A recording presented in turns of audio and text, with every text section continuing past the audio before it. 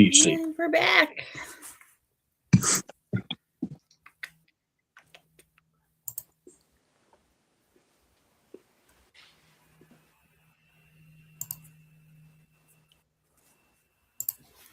We'll just use that. So, welcome. Wait a few minutes, make sure everything's connected. It looks like we are connected to all of our locations. Oh, Yeah, I think I got Run and Gun back on. I think. No, it's not. It's not working? No, and it said it was connected. My picture's up here, but it's not active. Oh, it's only letting you do so many, I guess. Yeah, they're all got a check mark. Hey, TJ. It should have let us because I paid for the subscription. I renewed it. We'll have to figure that out. Yeah, because I did log on and it showed the picture, but now it's not on the live part of it. But I'll share it there anyway. Yeah, it just says please tell team owner to upgrade the plan access to streaming into multiple files. I don't know. Okay. I don't know. But I'll share it.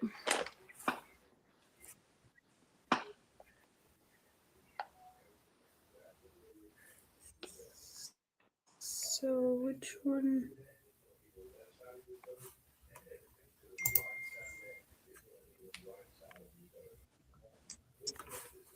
That's weird.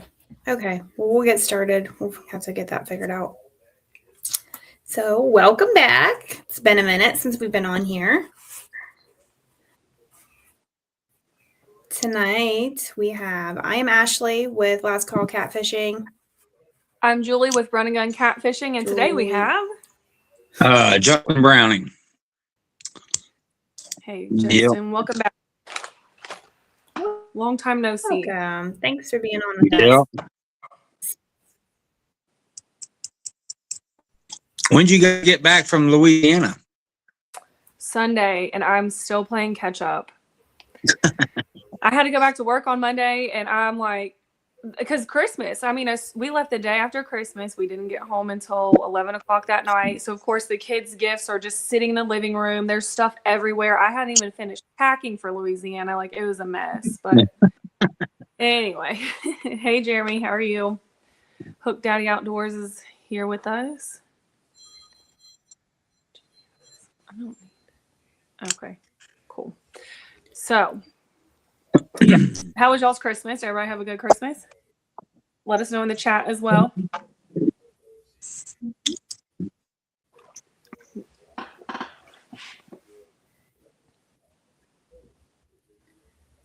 Anybody got big plans for New Year? Any big trips that we're planning this year or tournaments that we're doing? Nothing too crazy over here yet, but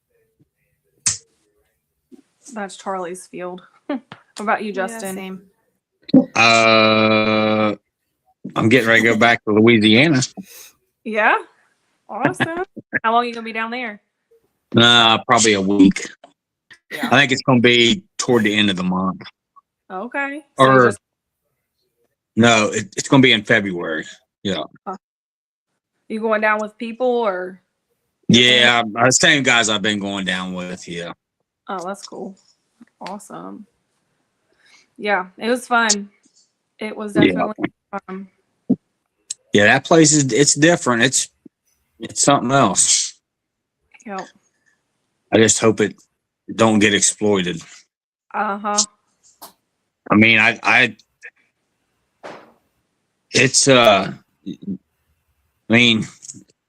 only been going down there a couple years now, but it's you're seeing more and more cat fishermen down there now.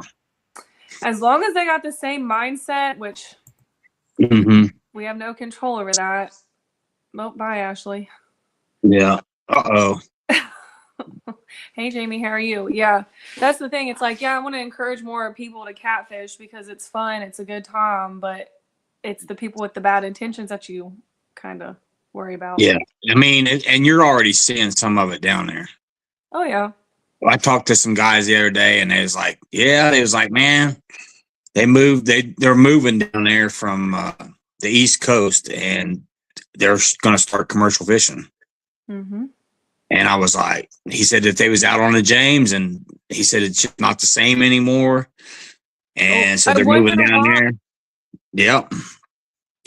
And they're moving down there, and that's the reason why. Yeah. Why? Do they not realize that is the problem? That is it will, yeah.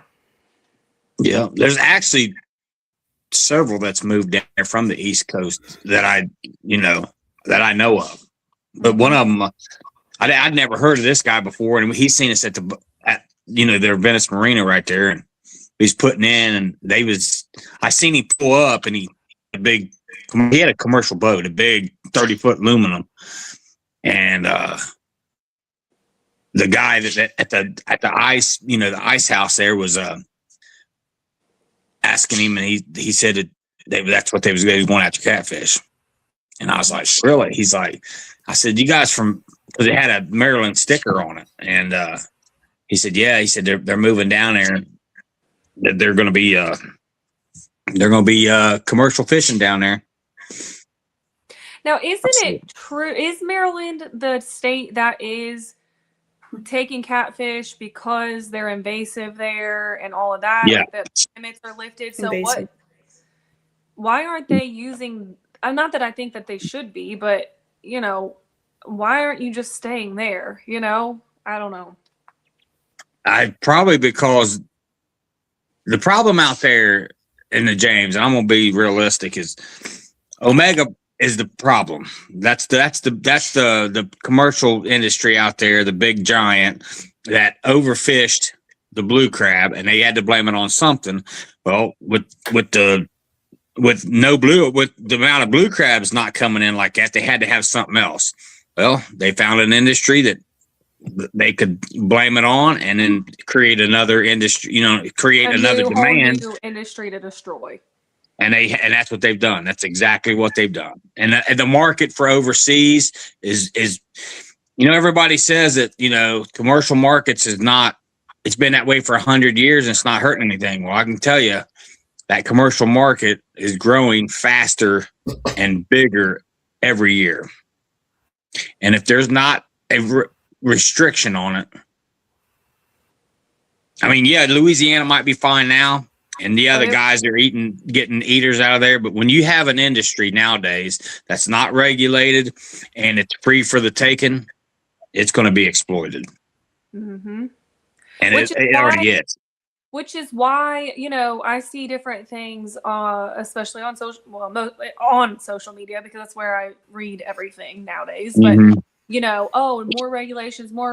We don't need more regulations. Yeah, we do, because greed will never go away. Yep. Greed will never go away. People looking for a way into money will never go away. And fishing is fun. It's exciting. And if you're going to make a bunch of money doing it, there's plenty of people ready to jump in on it. And they, I've heard the argument, well, how come it's right for one type of fishing to make money, but it's not right for others? Well, when the fish are gone, they don't come back. That's where the CPR matters. That's where regulations matter, Yeah. And there's nothing wrong with, I don't think there's anything wrong with making money off of something, especially that you love, but you got to protect that. You know what I mean? You got to protect it. You got to give back. It's just like, I mean, everything out there. There's ducks unlimited, whitetail unlimited, pheasants forever. Well, I mean, it don't matter what it is out there. There's an organization that's out there that tries to protect it. With catfishing, we don't have any of it. You know what I mean? It's like we was talking earlier. The ACA is a good idea. It was just the wrong group of people. Them people was not in it for the right reasons. They was in it to make money, and that's all they seen. The conservation part of the ACA,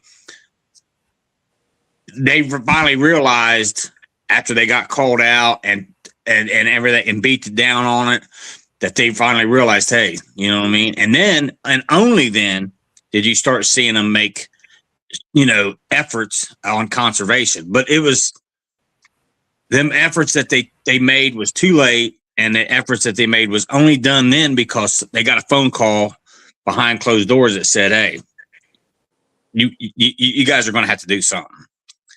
And then that ship was sinking, and they knew they had to do something then, and then it finally sunk, and it's over now.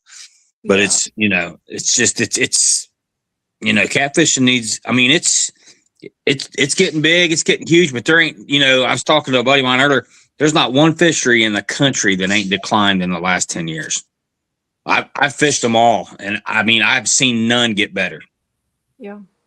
Everyone's. I mean, we all seen the weights at Bama Blues this weekend.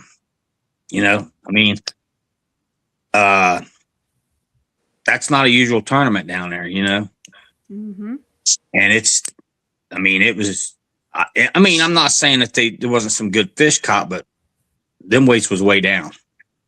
Yeah, it'd be interesting to see comparatively through the years. Yeah, and nobody's doing anything down there. Nobody. Yeah. And when you ask, did you guys watch his podcast? I didn't. I didn't either. I was building furniture for my daughter, so no. They were showing like the previous years, like from 2015 to this year, and they were comparing the weights. And like in 2015, the first place team was like 68 pounds. Like that was the total weight. To look at it from like 11 years ago, what the total weight was that won a tournament, because they were saying like they were a little disappointed in the weights this year that they weren't more. But when you compare them, like, I'm not saying that like Wheeler's not, been hit, but to compare it to 10 years ago, like that's double the weight. It's double the weight, but I guarantee you 10 years ago, they probably had the worst cold front they ever seen. I think because I fished it, and it was probably not near the conditions that they have now. And I was wondering, like, the turnout, like how many boats were and there? It ain't near the quality of fishermen back then that was fishing this year. And electronics improvements, and there's lots of factors that probably go into that need to be considered. Maybe comparing it to several years. Yeah. Would be good to see, and not to say that, I don't know. I wasn't there. I don't know anything about what it was back then, but it'd be interesting. I fished the very first one. I fished the very first one back when Jody Harrison was starting them. And I can tell you right now, that might have been one year that had a very, very, I know what year he's talking about. And that was the worst. That's probably the worst tournament I've ever seen on Wheeler. But this year, I thought the weights was going to be a lot better because first they kept it all on Wheeler. Second, the weather was beautiful. It wasn't a 40-degree cold front swing, like they have in normal years. And I mean, hell yeah, year I was down there, and won that Paul Strauss tournament down there. It was we had 40-mile-an-hour winds. We only fished a couple, like 4 hours and weighed in. You know what I mean? But we still caught. I mean, I don't get me wrong. I still like it down there, but it's definitely been exploited. But I don't think it's all from the commercial fishermen either. I think that tournaments has definitely played its factor down there. But not just tournaments, just heavy fishing in general. As like a vacation destination in general and things like that. Just the way that it's getting more heavily fished across the board. Yeah. Hot spots, yeah. Yeah. But yeah. We actually ran into some guys down there the one night we were, and they were from Alabama. They're older guys. And the one guy, like, he grew up fishing down there with his dad. And he was telling us about like a 65-pound blue that they like cut up and eat. And I asked him, I was like, but isn't that like not very good? Like tasting. And he's like, when you've done it your whole life, you know how to cut them up and how to eat them. He's like, I promise you wouldn't be able to tell it wasn't a 2-pound blue. I'm like, well, I guess if you've grown up doing that and, like that's all he's ever known, Yeah. I mean, if you cut enough meat off of them. We hear so many people say like, Yeah.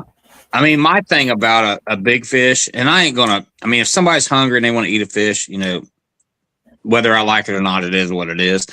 But a big fish has got so much red meat on it. I mean, if you catch a 60-pound fish, you're probably going to get 10 pounds of meat off of it, if that. Waste. It's the waste that's involved just to get it to taste like white flaky. Yeah. You want, yeah.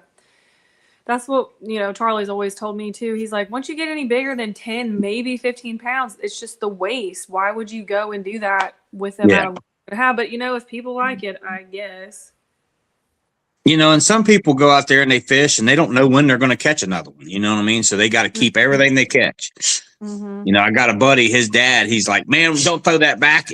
And I'm like, dude, we'll go catch them whenever we want. You don't need to keep every fish. You know what I mean? Mm-hmm. And he's like that with everything, whether it's crappie or bluegill or, he goes and if he catches it, it's going home with him. You know what I mean? But we don't have to worry about him catching big fish. So. Because he can barely catch any fish. Yep. But it's funny. Yep. But, so, Kevin just said North Alabama has been marketed to every catfish angler in the country as the place to be. Yeah. And it has. Yeah. It has. And I feel like that's maybe what's trending now too because of the Louisiana, and everything that people are seeing there. Yeah. Well, I'm gonna be honest with you. What burns me up about some of this stuff we was talking about earlier is some of these companies that put these tournaments on down there, that own these tournament trails and everything else. They're getting big time money from the city of Decatur. I'm talking big time. If people really knew how much, I die. think so. Mm-hmm. Well, it's public record. You can, and they would die if it was, and I swore I wasn't going to say nothing. So I'm not, but, they would die. And so, but my big thing about these companies is they're making plenty of money off the backs of cat fishermen and off the resource. They need to give back. Facts. And when I say give back, I'm not talking, they don't have to give it in, they need to help protect these fish and help fight for regulations, and they're not doing none of it. So, and then when you bring it up, it is absolutely frowned upon, and they will not talk about it. No, very seldom. And I think that that's a good point. And because after I'd seen a status that said, something about what, companies are giving back. And I thought to myself, what organization do they give back to? That's a valid question, I think. And I'd love to know if you have any insight or anyone else, if it's not the ACA, where, because, for me, I'm like, okay, maybe we can start considering doing something to give back to the BHA, who is actively fighting for Kentucky regulations right now. That would be great. Mm-hmm. That's just Kentucky. Yeah.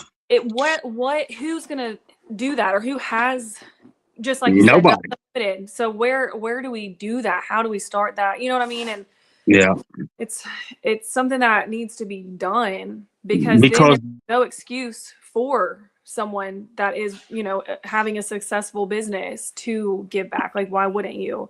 I mean, there's businesses out there like CRC that spent hundreds of thousands of dollars on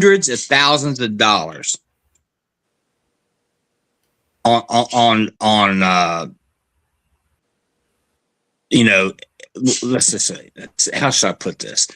They've spent a lot of money in places and none of it's been in conservation. Yeah. I mean, there's Big Cat Fever. Let's just go there. They bought Chunky a boat. Mm-hmm. They have done nothing for conservation. There's guides down in Alabama getting paid monthly, a check cut to them from some of these people, Big Cat Fever, Catch the Fever, multiple different places to fish, to promote for them. None of them guys have gave back. None of them. Not one. And I'm not saying they need to pay, give money back.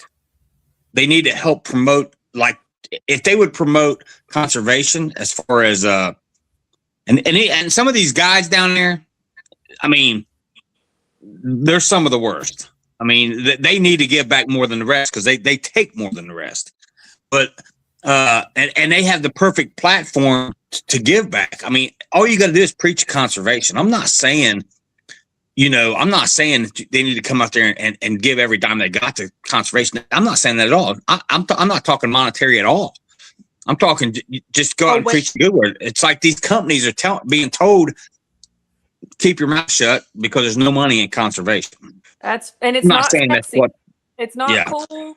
And, it's like if you're going to support controversial people, I ain't going to bring any names up, but you're going to support somebody that's, they may have the views, but they are negative as all get out, will run other people's names. That's on your team down the line. Yeah. I've seen it. I've heard it. I've watched it. But y'all aren't going to talk about the very resource that you're selling for that is getting absolutely, and I'm not talking about a single company. Okay. I don't care. Right. Whatever. But all of them, there's opportunities. Yes, JR has been outspoken about conservation, but that's on Facebook status updates. I hope he's doing it in person. I'm not saying he's not. I'm not saying all the guides are like that, but I got a couple guys I know for a fact that won't say nothing. They know who they are. Yeah, and there's big influencers that won't say nothing, and they know who they are. And, it is what it is, I guess. And so you got little micro influencers, me and Ashley out here trying to spread the good word to our 21 viewers, Well, I can tell you one thing. I know an influencer who owns a couple different businesses in the catfish world who was asked to go to a meeting one time. And you know what he said? Sure, I'll go. Who's paying me? Yeah. I won't name no names. I should. And I probably will one day.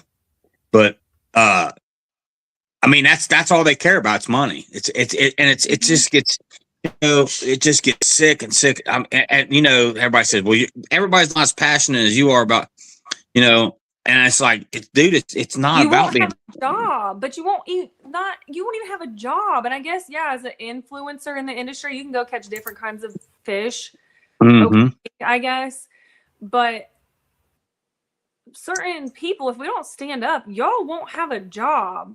So how can we come together and make an actual plan to see this through, to be a strength in numbers, to get people that care about what you have to say, that have a big voice, that you have the ability to get out there and make the plan? Because this is something that we're seeing impacting every waterway, like you said. Yeah. I mean, and it is. It's the only way we're ever going to do it because God forbid, the BHAs have been great, but they're only in Kentucky, and they're, they can only do so much. Yeah, I think there needs to be an organization, and it needs to have it's hard to get the right people, lined up on everything, and because every time that organization comes out and scams all the people, then it's harder to trust for the next one, and when there's a good one that comes out, it's hard to get everybody's trust back. But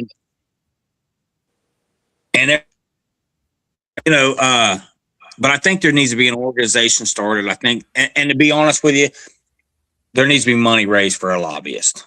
The only way we're ever going to get anywhere, I'm not saying we can't get anything done, but if we want the right changes, we need to get a lobbyist that's going to fight for us. You know what I mean?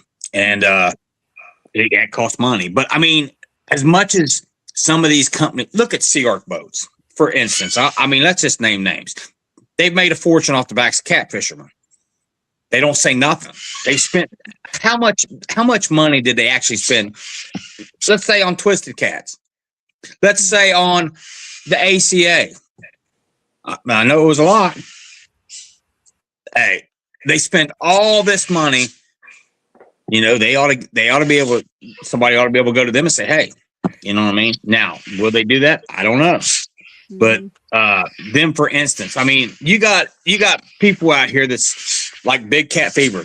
I mean, these people are buying boats for these influencers to and they're giving nothing back to anything about conservation. They don't even want to talk about it. It's like a forbidden word And they'll tell you there's no money in it. I've talked to some of these people directly, and they want nothing to do with conservation because, you know, it's like Mad Cats. You know, all these guys are crazy about Mad Cats. And it's, you know, the only my thing about Mad Cats is I walk in every single pay lake up here.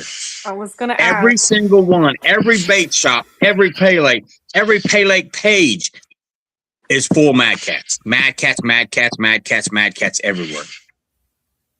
You know, I mean, that's all they care about is money. That's why they do not want.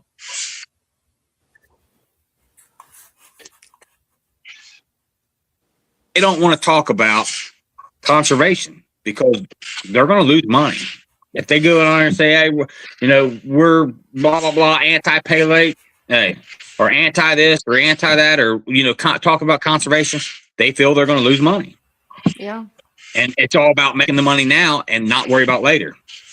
And I won't support, you know, I used to, you know, big cat fever anymore. I swear they have really, really, really, really, really in the last so many years, you know, I used to kind of, I had a little bit of respect for Caleb and them, but not now. They've turned it, I used to think that they didn't mean, you know, it wasn't like, I thought they had a little bit more respect for, you know, the catfishing world and the resource. They don't, all they care about is the money. That's it. And I don't think it was like that at first. I think it is now. I think greed set in, and Mad Cats is the same way. And all these guys are going nuts and about Mad Cats this, Mad Cat. I see them all the time, and I'm sitting there thinking, you know, that's why the catfishing is the laughing stock of the fishing world, is because these people, it's like give them a jersey and they turn into Kevin Van Dam. You know, it's like mixing Bassmaster Elite Series and the Jerry Springer Show. If you know, splice them together, that's what we get. It's nuts. It's crazy. I just don't understand it at all. Yeah.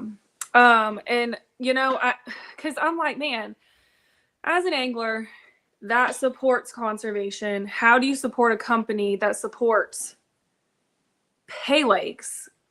You know what I'm saying? Yep. So, and then like Sludge Cats in here, I personally have lost wholesale accounts because of my stand against pay lakes. And it, you know, and that's the thing. There's a guy, Trophy Cat Tackle. He's local to me where I was born and raised. Huge area for the Pay Lakes, Ohio. I'm from Southern Ohio, and you know, you got Camden, Ohio with the gigantic. I don't want to go there, but you know, I knew that Trophy Cat Tackle does not support pay lakes. And that's huge when you live in that area and there's so much pay lake activity. And so, you know, people like that, companies like that take that stance, you know, it's like good on you. And I feel like why not have a list of them that openly don't support pay lakes, just like Smackdown Rod Holder, same thing.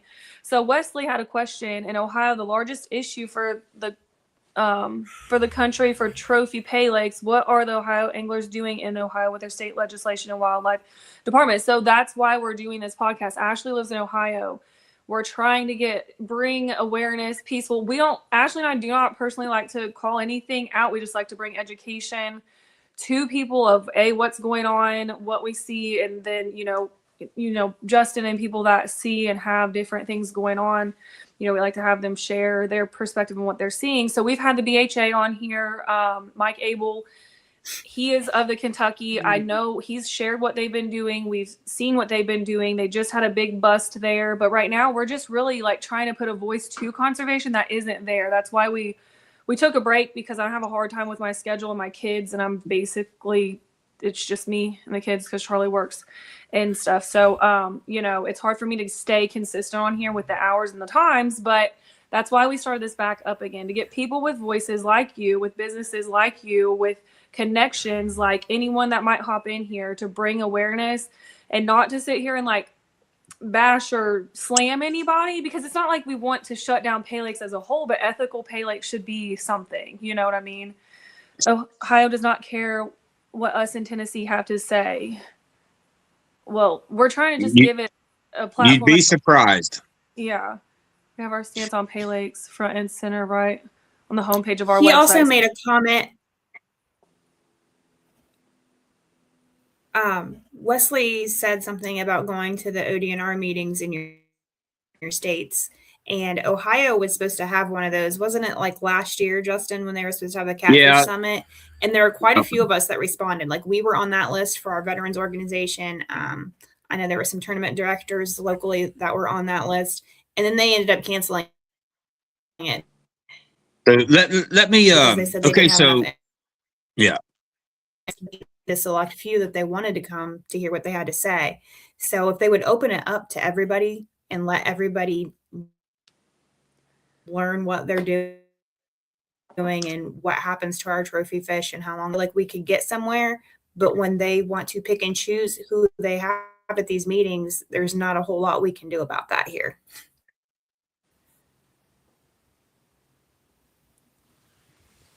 Yeah.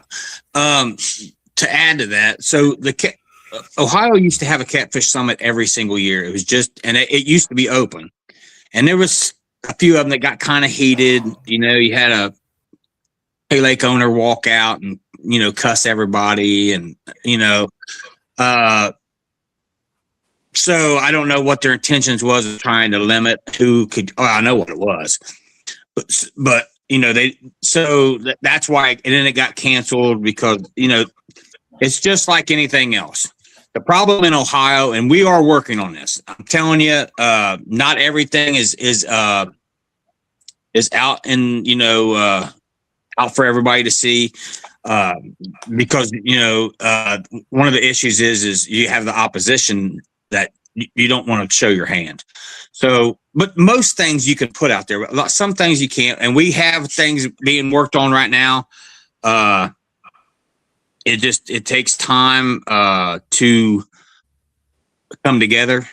So we're working on that. But what we're trying to work on in Ohio is a state where pay lakes are not regulated, and they haven't been regulated because Ohio don't allow commercial fishing except for on Lake Erie, which is for walleye, perch, stuff like that, carp. So the problem is, even if Ohio regulates pay lakes, they can't stop fish from another state coming into Ohio, purchased from a pay lake owner off of a commercial fisherman, because it violates interstate commerce law. That's with any state in the country. That Ohio can only regulate the fish that comes out of its own waters. So if a private pay lake, a private person wants to, or public, whatever, if it goes out of state and buys legally off of a commercial fisherman from another state, Ohio cannot stop them from bringing them in. It is that state's the issue because of interstate commerce. Now, if the pay lakes was getting them out of Ohio waters, they could stop every single bit of it, and it was with a stroke of a pen. But because they're not coming out of Ohio waters, Ohio can't stop it, and it's them. Interstate commerce is state and federal laws. So what we're going to do, which is, you have to start by doing this in Ohio. We are going, in most states, it either falls under, the pay lakes fall under the agricultural department or they fall under the ODNR. In Kentucky, they can regulate it because they sell a license to operate a pay lake. So Kentucky Fish and Wildlife has the authority to regulate the pay lakes. Plus, the fish that they are getting is mostly coming from Illinois or Kentucky waters. They can regulate what comes out of Kentucky waters, but they can't regulate what comes out of Tennessee or Illinois or Missouri. And that's the problem. These people are going farther and farther south to get bigger fish and more fish because they're running out of them up there. So in Ohio, we are going to, the first thing we're fighting is to put jurisdiction on who is over the pay lakes. Right now, the agriculture department says they are not over the pay lakes. It's the ODNR. The ODNR says we are not over the pay lakes. So what we get every time is it's a mom and pop business that fell through the cracks and there's no regulation. So the first thing, what we're working on right now is And we're hoping that this regime changes as governor, because if it does, it's really, really, really going to help things. I mean, it's in the works to be done. It's everything's set up. This is what we're waiting on. So, the first thing we have to do in Ohio is get jurisdiction on who is over the pay lakes. Is it going to stop the fish from coming in? Absolutely not. Will it make it harder on them for paperwork and everything else? Yes, but it's not going to fix the problem. It's the states that are allowing the commercial fishing that is the problem. Everybody, I got in an argument with a guy earlier that said pay lakes are the problem. Pay lakes ran for 100 years. They ran fine up until 2000, 99 to 2000, when they switched over to big fish. That was the problem. And then it still took 10 more years after that before we really started seeing a problem. So, the issue is going to be the states that allow commercial fishing is the same thing we've been dealing with. They absolutely do not. They want to cater to them. And there's a group in Ohio. It's the Ohio, Illinois. It's the Ohio Fisheries something. It's basically a group that is all along the waterways of Ohio, Indiana, Missouri, Illinois, Kentucky, all down the Mississippi River, all down the Ohio River. They come together. They meet once a year. And the problem is, and I know I keep saying this, you go down a rabbit hole, but they cater to these commercial fishermen because of the Asian carp. If you don't have the commercial fishermen to fish for the Asian carp, they ain't gonna get the grant money from the feds. I mean, the last big beautiful bill just gave them another $25 million in Kentucky alone. That got pushed into the big beautiful bill. The bill before that, Mitch McConnell got them another $25 million. And that money just don't go to the commercial fishermen. That money goes to all these the DNR. It goes to our Fish and Wildlife. It goes and gets. By the time it goes to the commercial fisherman gets any of it, it's barely in. There's barely any left. And because 10% right off the top goes to whoever's running that grant. 10% of 25 million. That's pretty good. That's pretty good. And that's why they don't want. This is why they don't want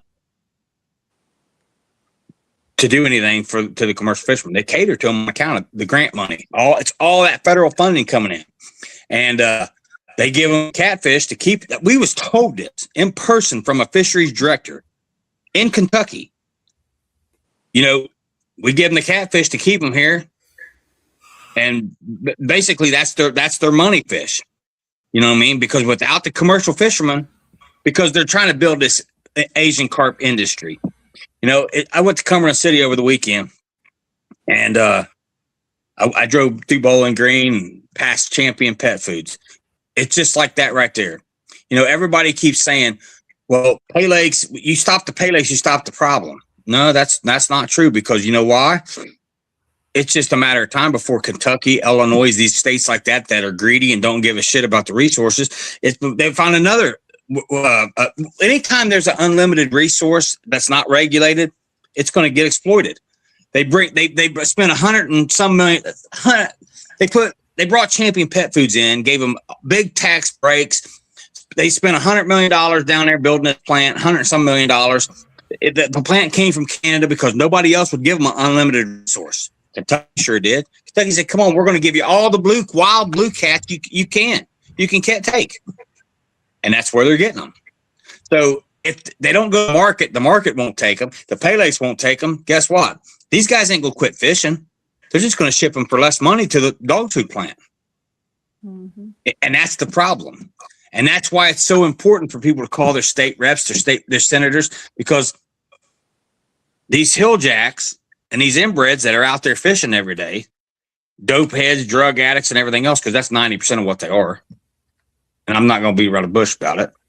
They're not going to quit fishing for them. You know what I mean? They're going to exploit the resource until there's nothing left, because it's free. It's unlimited. Take whatever you want. You could take It's a so million cheap pounds. to get your commercial fishing here that why wouldn't you? It's a no-brainer. Yep. And when other states kick them out, Kentucky, I mean, look at the one down there in across from Madison, Indiana. He got thrown out of Kansas. He got thrown out of I think it was Arkansas too. Kentucky said, "Hey, we're gonna welcome you with open arms." He bought a place up here, opened it up, and absolutely destroyed 3 different pools. I mean, destroyed them. There's nothing. I mean, our pool got destroyed. McAlpin pool got destroyed, all because of one guy. Mm-hmm. He opened it up and wiped it out in a couple of years. And he had to pay $40-some thousand in restitution. He lost his boat, lost his gear, lost everything in another state. Kentucky said, "Hey, come on down here. We're going to take you with open arms." And that's what they do. Kentucky takes all the trash from all over the country and caters to them because they want that federal funding. Mm-hmm. And it's hard. Everybody wants to say, well, you shouldn't talk like this. You shouldn't, but when it comes down to it, I mean, that's the facts. And it's hard to beat around the bush. And, every time it's just hard for me to sit back and see these companies like Sea-Ark. I mean, all day long, you see Sea-Ark commercials, Sea-Ark all over Sea-Ark, everything, every tournament, Sea-Ark. Well, hell, that's because they own half of them. You know what I mean? Who knows how many they really do own? But the problem is they do nothing to help. They've made millions and millions, and they've done nothing. They refuse to say anything, do anything, and it burns me up. It absolutely burns me up. And if you say anything, you're a hater, and you shouldn't. I know there's a lot of heat on like Catch the Fever. Yeah, a lot of people are switching. And they should. Yeah, but like, let's talk about Mad Cats. I mean, they are like the biggest rod company out there. What are they doing? Like Julie's post, like, what are we doing for conservation? Like, as far as I know, nothing. Some of these bigger companies, like, you want to make a difference.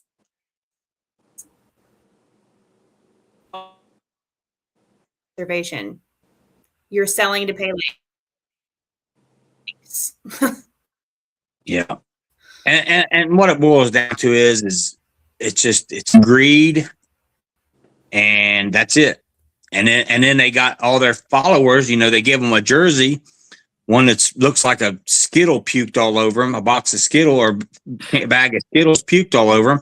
And next thing you know, these guys are Kevin Van Dams of the catfish world, and you can't tell them. I mean, if you say one thing, not even out of disrespect, out of just, conservation, then you're a hater and you don't know how to fish, and you're jealous because you've never caught a fish as big as them, and Yeah. you've never done it. You know what I mean? It's terrible. Yeah. JR, we're talking about what responsibilities companies have in conservation, what companies are, where can they, kind of put something toward conservation, things like that, and just kind of how, a lot of anglers are switching companies because of the lack of conservation efforts being made, and things like that, and what responsibilities we have, as consumers to support companies that are at least speaking up about the importance of conservation at this point, things like that. And just kind of the process. Justin was explaining the process of like things in Ohio, what's going on in Kentucky, to explain to Wesley, because he was, asking about that portion of it. So kind of in-depth conversation with little branches. So Yeah. welcome. Yeah, you'll have to go back. Yeah. So you grew up close to where I live at, then, didn't you? You said, where'd you grow up at? Me, Hamilton, Yeah. Ohio. Mm-hmm. Yeah, I'm literally right up the road. I'm in West Middletown, which is, I live literally 5 minutes from Paradise. Oh yeah, I know all about Middletown and Camden and all the things. Yep.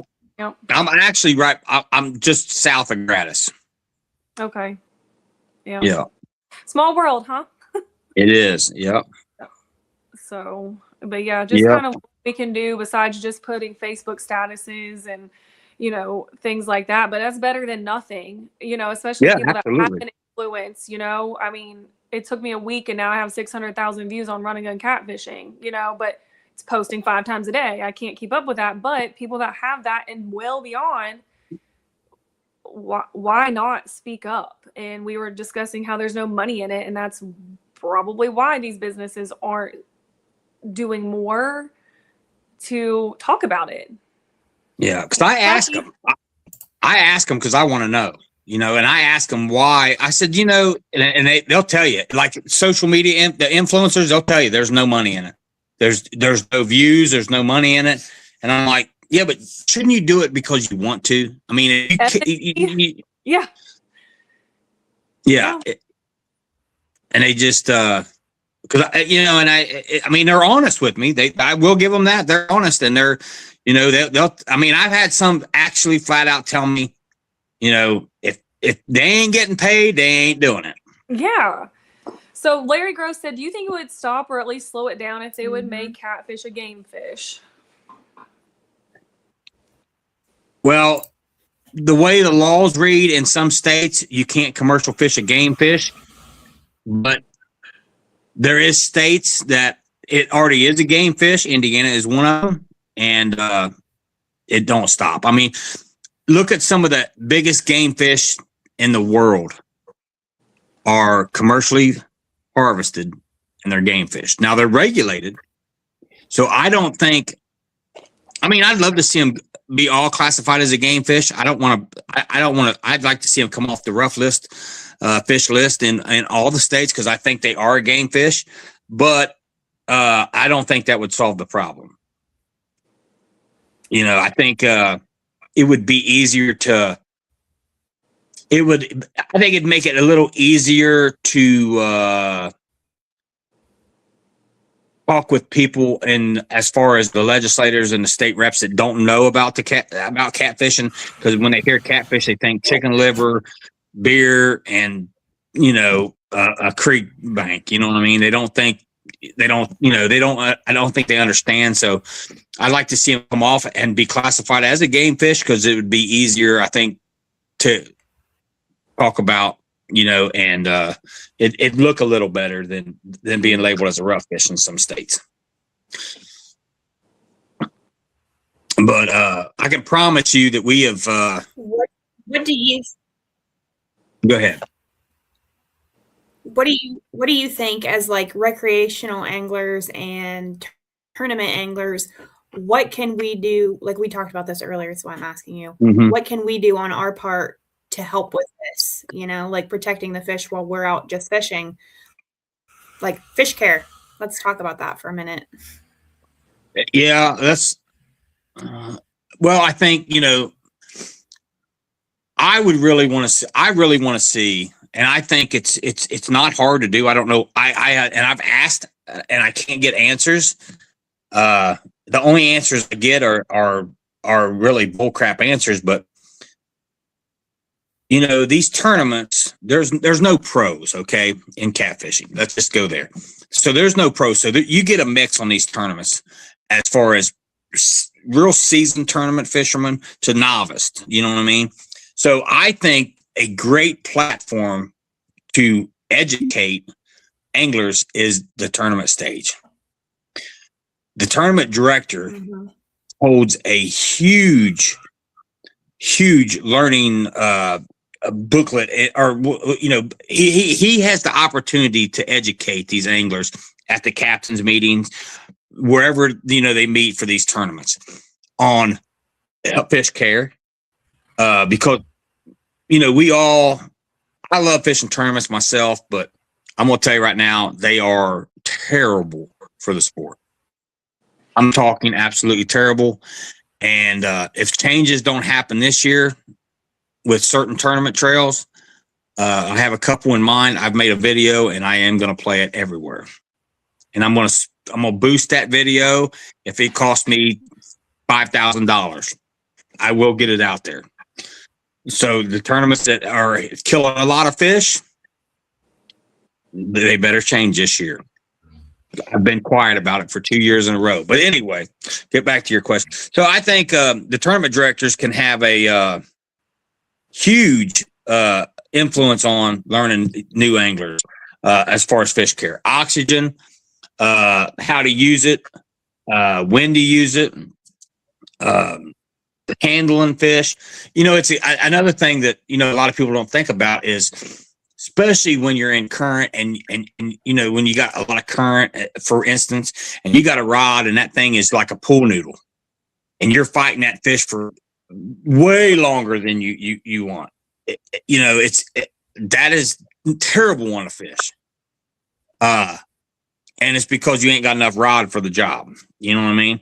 A lot of guys say, well, blah, blah, blah, but when you got, it's not good. I mean, and I'm not saying anytime you're fishing and you're jabbing a hook to a fish's mouth, yes, you got a chance of killing it. I'm not saying that, but we as anglers need to, we need to at least, respect these fish enough to learn how to properly handle them and properly, get them in the boat, not bring them up too fast out of deep water. A lot of fishing when you're down south, you're fishing a lot of deep water.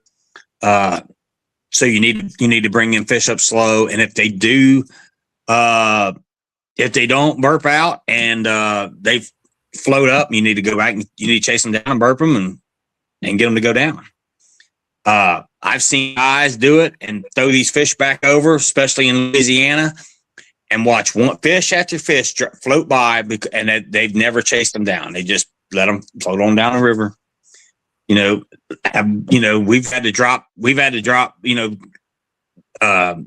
pull anchor and go get people's fish for them. You know what I mean? And it's sad because they have no respect, for the fish. And I think the tournament directors have a huge platform if they wanted to use it. And I think that's what we should all be doing, is teaching the younger guys, or the new guys, not necessarily younger, the new guys, and even some of the older guys. Yeah, in case there's anybody on here that's not familiar with burping a fish, can you tell people what that means? It's when you bring them up too fast and they can't get the air out of their air sac. So I use a piece of 1/2-inch PVC. I push it down their throat. As soon as you get it down there, you can hear them. I mean, you can hear them. They just basically burp. And you hear the air release, and usually as soon as it happens, you can put them back in the water, and they'll swim right back down. But you'll know if they need burp. A lot of times, go ahead. No, I was just gonna add that. Go ahead. What you were gonna say? Yeah, a lot of times you'll know their stomachs are super hard.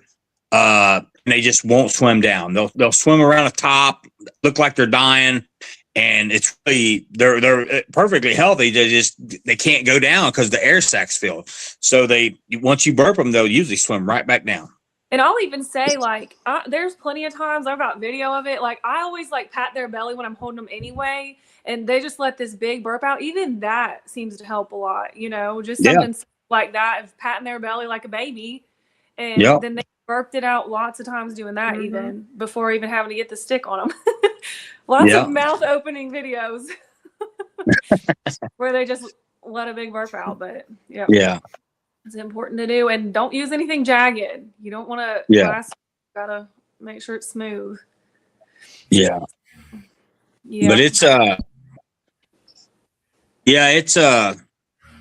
but I think as anglers, I think I could sit here and go on for days about catfishing and stuff like that, and but I also think tournaments, they have the perfect platform to educate so much. And if tournaments,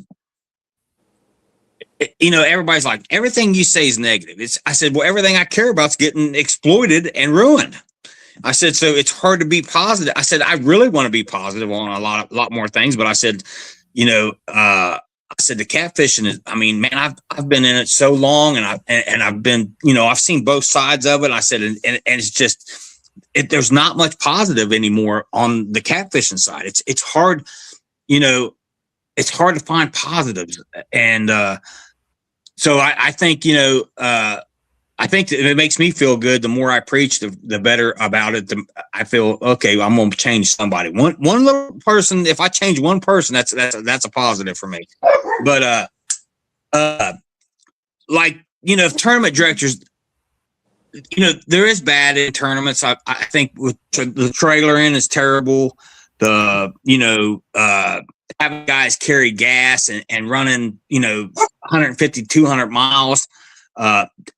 All that's terrible on fish. You know what I mean? We've seen tournaments where last year was the worst I've ever seen. I mean, Vicksburg was a total disaster as far as, I've never seen that many fish dead in my life, except for a pay lake.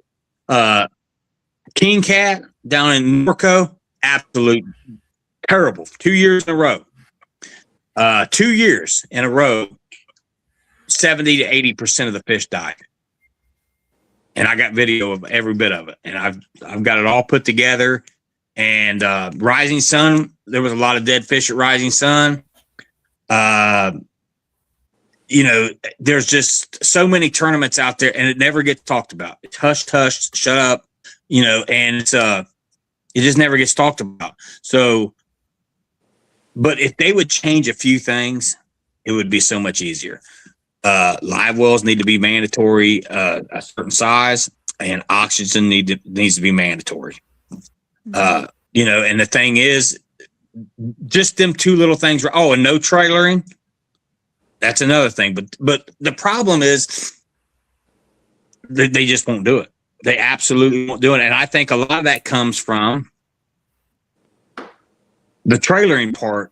I understand a little bit about the trailering part because the ramps aren't all that big on the Mississippi River, but there is ramps.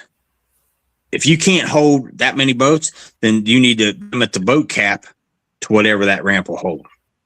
That would make sense. The problem is I think anybody that's fished tournaments, especially on the Mississippi River, knows there's, or anywhere for that matter, pretty much knows pretty good chance of where the fish are going to be at that time of the year, because the tournaments are held at the same places every single year, over and over and over. Everybody knows where they need to go, and these guys that's making these 2-hour runs, 2.5, 4-hour runs. There was Vicksburg. There was boats that ran 4 hours in Vicksburg, and it's like, why do they?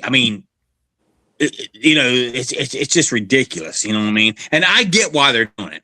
They're wanting to go down there to the, they all of them ran down there to the Red River, to the dam, and sat down there, and it's like, if you can't find fish in 200 miles, there's a problem. But that's how the Mississippi is. That's another reason why, when we was talking earlier about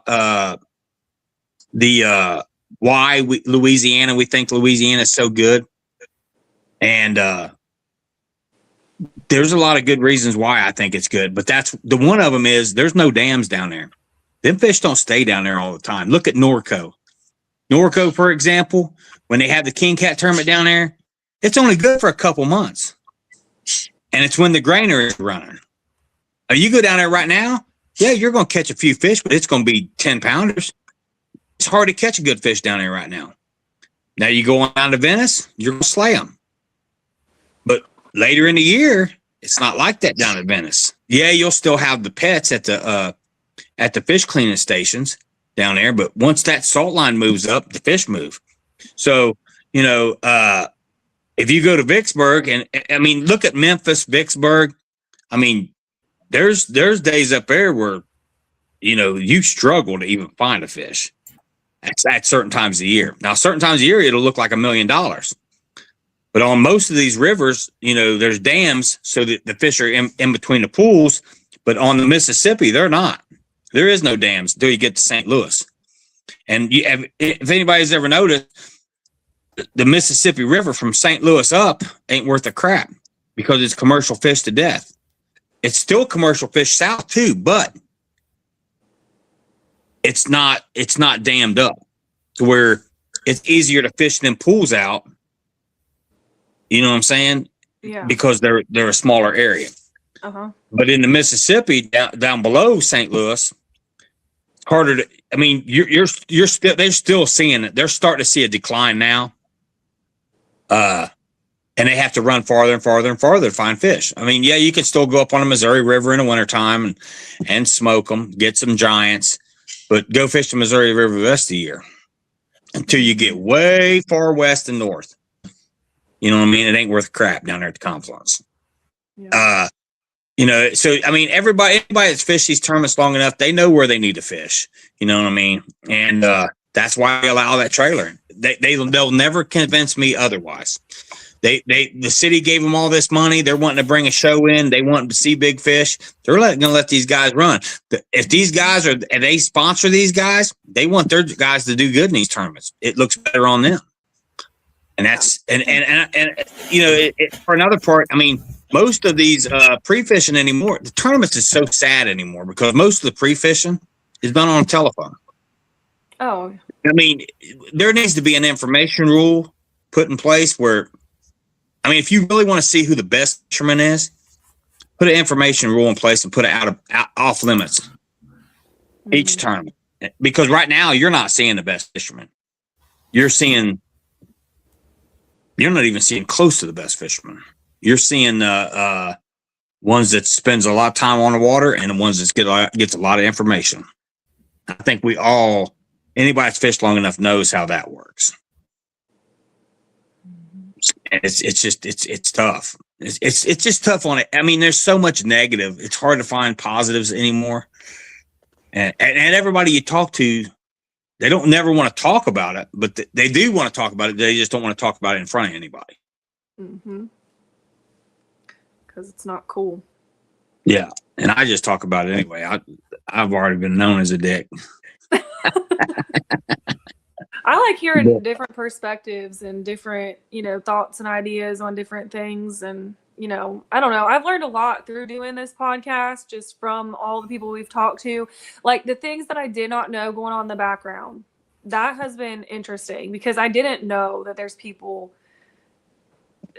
that aren't talked about. There's so many names that aren't talked about that I would never know who any of these people are that you guys have helped us connect with. That has really been eye-opening. Like Wesley said earlier, he said earlier about JR, like there's a lot of people that aren't, like you said, you got to keep your cards. You got to hold your cards. You can't tell people what you're doing. So, but there are people working together. It's like, how do we help support these silent people working hard? And like Facebook statuses, whatever, but like there are so many people working in the background that no one knows about. And it's like, how can we get the bridge the gap of the funds to help see these things to fruition that everyone is doing that no one really sees or hears about? Well, and I think that's what burns me up so much. It gets me going so much is because I know there's so many people that's put hours upon hours. And you know what? They never, ever, ever said, hey, look at me. Look what I've done. These guys don't want that. They only care about the sport. And it burns me up when I see all these guys out there that have done nothing except take and make money and never. I mean, we're not asking for money. We're not asking for, all we're asking for is, hey, send an email, call your reps. Hey, get on your social media page and mention it sometime. Yeah, say how conservation actually matters and that you actually give a dang about it. Yeah, we're not saying, hey, go in there and beat these people down into saying, no, we're not saying that. We're just saying, hey, every now and then throw something out there saying, hey, what's your thoughts on Pelex, or or what's your thoughts on CPR, or, just, and just get it out there, don't, because that little stuff right there makes a huge difference. You don't know who's going to hear it.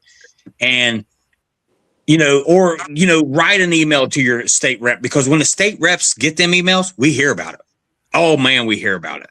And it's like, that's what burns me up. I mean, you will never hear some of these guys say, hey, I've spent $5,000, $6,000, $10,000. And so, I want all this recognition. You'll never hear that because some of the guys I know, that's not them. You know what I mean? That's why I think I'm so vocal, is because I kind of see what everybody's doing and kind of see what gets put on. And then for them to get no support, you know what I mean? It's disrespectful. It makes you feel like so bad. And don't get me wrong. A lot of stuff I say is negative because, somebody has to be that person. But there is a lot of great people in the catfishing world. I've met over the years. I mean, some wonderful people that would give you the shirt off their back. I mean, there is literally a very good, great group of guys and girls in the catfishing world. So it's not about all negative. I mean, I've met some really good people over the years, some great friends, and so I mean, there is a lot of positive, I guess, too, when you look at it. But sometimes I let the negative, take over, and it's just bad. But yeah, I mean, sometimes you just never know. Conservation, to help and support it don't mean that you have to throw money at it. Money will only get you so far. It's support. It's standing together, and that means more on conservation. It means more than money. Strength in numbers. Yep, that's right. Strength in numbers. That is more than money, because the politicians, it's like we was talking about earlier about about an organization. When you go in there and they say, "Who are you here to represent?" and you know how good it would look, or when you can say, "Hey, I'm here to represent 10,000 anglers on such and such, whatever name they want to use, catfish organization, and I'm from this organization. We have 10,000 paid members." You know what I mean? Because even it's like I was talking about, a lot of guys, you have to have that paid membership. That way you have true numbers and you have records, because anybody can say, "Hey, I'm Justin Bryan. I'm here to represent something such and such catfishing group, and I got 450,000." I don't have no proof of that. Yeah. When you say, "Hey," down on a petition that aren't. Yeah. And when people's willing to, when you can say, "Hey, I got paid membership," that means, hey, these people, they care enough to actually pay. Whether, regardless if it's $5, $20, $100, whatever, it don't matter the cost. It's that they, that's what these people want to see. We've been told over and over from lobbyists. We've been told from, everybody that, hey, you got to have a paid membership. And, so can't sit down. So, and that's what I think we need. And it's there's a lot of stuff out there that I think we can, we can do to help. And don't get me wrong, we've made some progress. Are we where we need to be at? No. And it's more, the progress we made is more of a thorn in their side than stopping it. I think but we have made some progress. So, and they know, and every time we go in, we hear more and more about, I think they know it. They know there's a problem. They just, they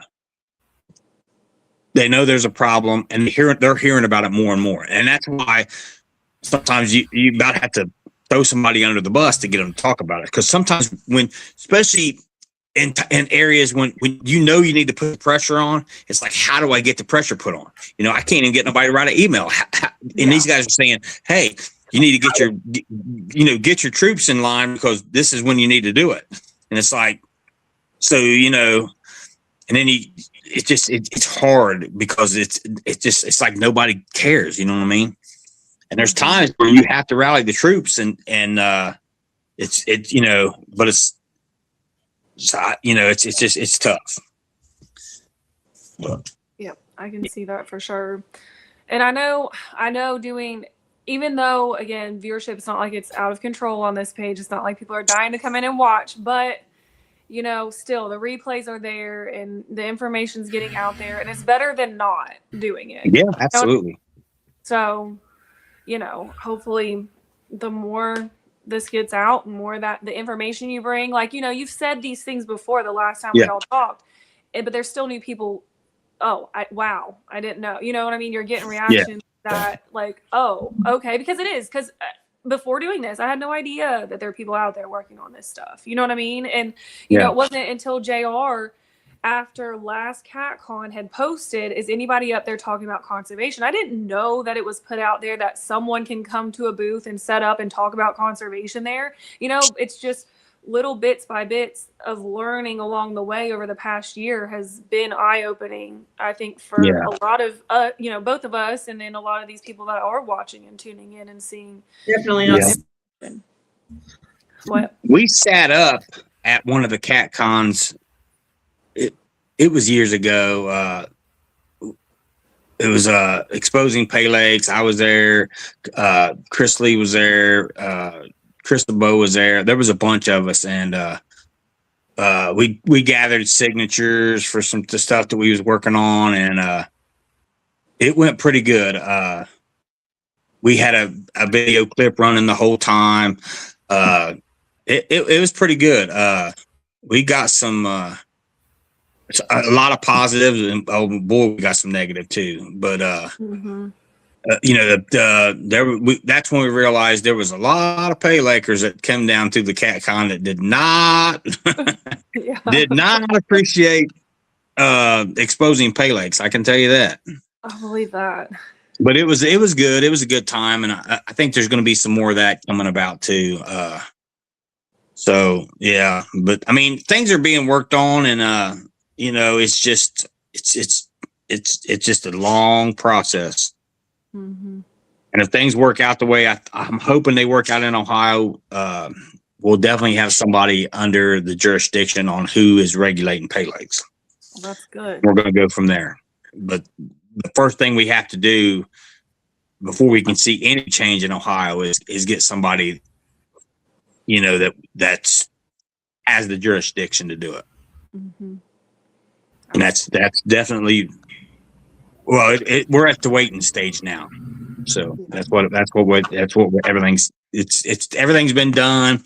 It's been put in place. Now it's just kind of, we're waiting.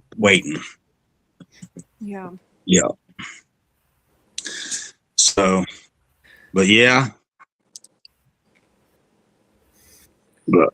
So it looks like you guys had a good trip in Louisiana. Yes, we had a good time. Charlie he and my sister-in-law caught the biggest fish of the week, rather, 78s. Could have been my new PB, but he's like, I would have never guessed. Because we were in more of a shallow area. And he's like, I would have gave you that rod. I'm like, you're just throwing it in. And now I'm at the bottom and I'm talking our extended family, like his mom, his dad, his brother, or my sister-in-law, like the kids. Me and my son, he's the last, and I am the second to last place. I'm like, I have all the fishing I do, and are you kidding me? So anyway, but no, it was a good time. We were so wore out New Year's Eve. We just went and sat there and had to get up again, and it was just crazy. That was the best night that we had of fishing, and it was just us two that time. So that was that, and that's when he caught that. I think I caught 450s. Yeah, that place is crazy. It really is. Man, it's crazy. It is. And the red, oh my gosh, the reds, bull reds. I caught a 32-pound bull red. We thought it was a monster catfish because he wasn't doing this, how they do. They go side to side. He wasn't doing that. I'm like, Charlie, it's just sitting there and the line's just pulling, just slowly pulling out. And I'm like, I can't do anything. Like, it felt like a log that was drifting down slowly. And he's like, he started doing this with it. And he's like, no, that's a fish, and gave it back. He's like, Julie, this is a monster. And I'm like, oh my gosh. No, it was a freaking bull red. I was so mad. Yeah, the bull reds are mean. I mean, they are, oh my God, they got some power. They sure do. And it's so crazy how close they get to the motor because the way they go back and forth and try to go under the boat, it's wild. So that was really fun. They fight from the time you hook them to the time you get to the boat. Yes. Oh, we just put the rods. We put them in the rod holders and just let them sit there for a minute before we bring them in, just so they'd kind of calm down a little bit. Yeah. I mean, they don't, but it just helps you breathe a minute before you get them in. Oh. Yeah. Yeah. That place will wear you out. I mean, it really will. Yeah. Yeah, I mean, rod after rod after rod going down, and I mean, you have to leave rods out of the water to take a break. Yeah. Yep. And I mean, we It's we crazy. just had the 6 out there, but I'm talking 30 and 4 hours. Yeah, It was wild. And we were tired. I wanted to stay out till midnight because my birthday was January 1st. So I wanted to like stay out there till the ball dropped, not to watch it because we weren't watching it, but just like, oh, ringing the new year and birthday and midnight. No, 10:30. And I'm like, yeah. are you ready? I'm like, I think I'm ready. I don't think we fished one time at night because we were so wore out from the day. Yeah. We struggled on the day bite. Like the first couple of days, it was so weird. Charles was like, I don't know what is going on. Like he was getting so mad. And I mean, we went everywhere we did last year, when we went last year, which it was I think we went after Thanksgiving last year, but it was like, what the heck? His brother was doing good. So finally, like the video where I was like, oh, do you think this will change his luck? And he was praying, and then like, I don't know if you've seen it, but he caught a fish right after that. And it was our first one after getting there. Like that video was not a joke. Like I literally did catch the first takedown, and the first takedown was for the, dip net, right? And there was nothing. That literally was the whole day. Like what happened? So he's like, what? I was like, what is he doing so wrong? But so it was just kind of funny. It was weird, but we were struggling. He's like, man, I don't know if we got bad luck on the boat right now or what. Yeah. We went fun. farther south this year, a few days, and man, because everybody was like, "You ain't gonna catch them that far south." Well, I can tell you right now, they're there. And my God, how salty that water is. Yeah, you was changing our baits every 10 minutes because the crabs was eating us up. But man, I mean, it seemed like the bigger fish it was crazy, and because we was down there about almost as far as south as you can get before you're in the Gulf. Oh wow! And, yeah, we never went that far. Bull red. Yeah, and it was we found them pretty good down there, and it was like, and I think where nobody had hardly fished it. I mean, you couldn't get all the rods out. It was literally non-stop, and it's like, I mean, yeah, my big butt I was done. Yeah, we didn't. Yeah, I thought I was going to have a stroke, but we probably should have. But yeah, it was a good time. And so I can't wait to see how y'all do and all the fun. I got some video to go through. I just haven't had time to breathe because I mean, as soon as we got back, the kids haven't even touched their Christmas stuff. We dropped it off, loaded up, left. So my house is like disaster still, and I've had to build like 2 pieces of furniture. So I haven't even touched the GoPro to even like begin. Yeah. I'm about ready to send all that to somebody just to pay them to make me videos because long form is hard. Yeah. So. I don't know nothing about it. The guy that we went with us, he's good at that stuff. And we drove on the way home and he was making videos the whole way. Yep. I was going to, and then we were looking up a bunch of different stuff because we had to swap boats and for pulling purposes because we had a different truck this time, and so his brother pulled our boat, we pulled his dad's, whatever. So yeah, we had to figure out where we were going, all that stuff. So I didn't end up mess with it too much, but it was crazy. Yeah, that place is awesome, that's for sure. Yeah. Well, yeah. What were you gonna say?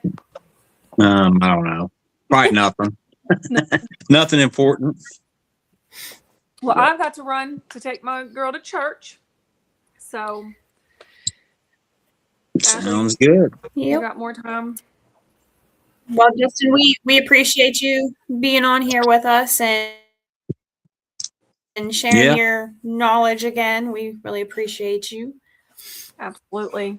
You always anytime have lots of new things to share that I think are really helpful. And then we